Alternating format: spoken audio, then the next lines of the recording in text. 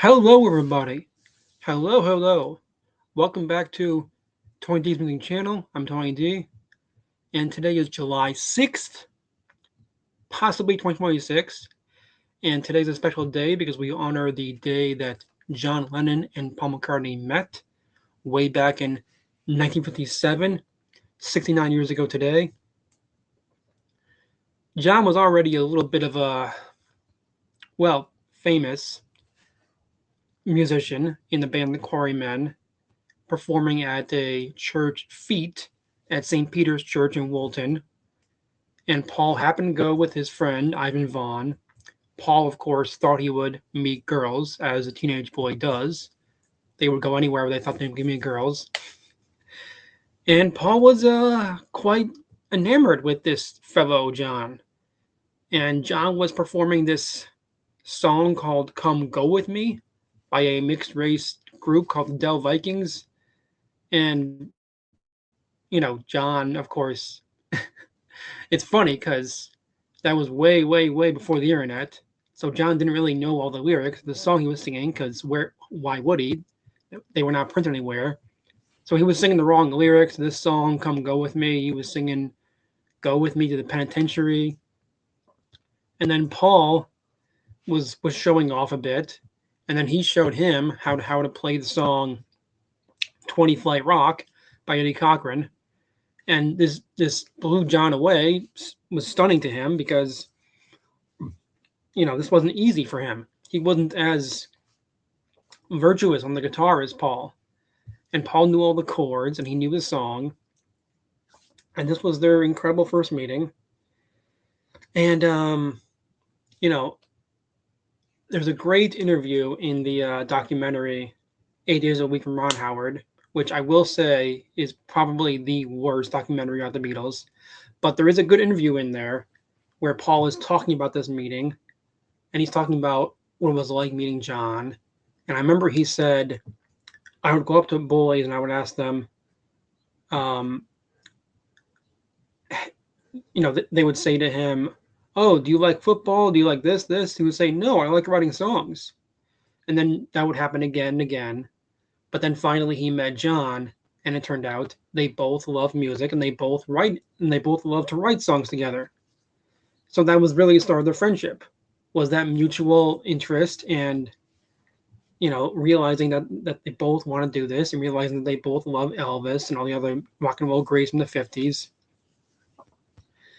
And, if you really want to read all about how meaningful the John and Paul friendship was, I recommend reading this new book, John and Paul, A Love Story in Songs by Ian Leslie. Now, Ian Leslie, I believe, is some sort of psychologist or some sort of expert psychology. And I thought for so many years that somebody in that field needs to write a book on the Beatles because there's a lot of complex psychology there. Both John and Paul lost their mothers at a young age. John had a very traumatic childhood because his parents were not there for him, because his mother, just wasn't the kind of person to take care of a child. So his aunt took care of him, and his father was away in the Navy, and Paul's dad was a cotton salesman, and his mom passed away of cancer at the age of 14. So they had those shared traumas, which often creates these bonds between people. And, it wasn't easy for Paul because his father did not like John Lennon. He thought he was a very bad influence on him, which he was right about in a lot of ways. John was often a big bully, which happens when somebody has a traumatic childhood where their parents aren't there for them. And I remember that, John was always very jealous of others. And when he first met Paul and first met his family, he saw that Paul had a loving dad and a loving brother, and he was jealous of not having those things, which one can understand given circumstances. But anyway, right after they met, they started to write these songs together, many of which were not that great.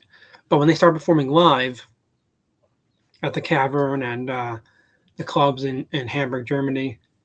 They started performing songs they had written.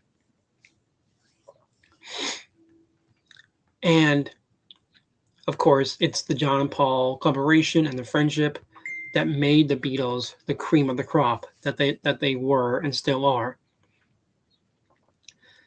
You know, John would always say to the others when they were feeling down, "Where are we going, fellas? To the toppermost." Where? The toppermost, the poppermost. And I've often said that it's the friendship between the four Beatles that always made them so great. That you don't get that from any other rock band. You don't. The members of the band Queen were not very close friends. You know, the guys in Tom Petty's and the Heartbreakers are not great friends. I mean, they were friendly, but they were not. They didn't start out as close friends. They started out as colleagues. But you know, when the Beatles broke up, John and Paul were writing songs about their feelings about each other, and that's what makes them the greatest love story in music. And it's just, it's wonderful that there was this feat, this party at a church, and just one day these two met, and it makes so much sense. Their personalities were quite different, but they gelled together.